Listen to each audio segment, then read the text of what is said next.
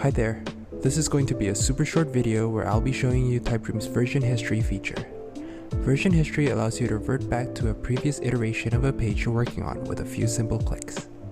First, let's take a look at how to access the version history menu. It's located on the left hand side of the editor, right here where it says version history. Click on it to open it up. The version history menu displays a list of all the changes you've made to your page over time. You can see the date and time of each change. To revert back to a previous version, simply click on the version you want to go back to.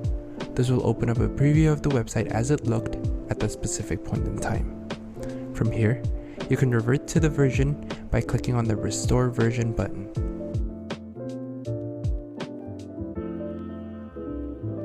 With this tool at your disposal, you can experiment with different design options and layouts without worrying about losing your work. That's it. Thanks for watching.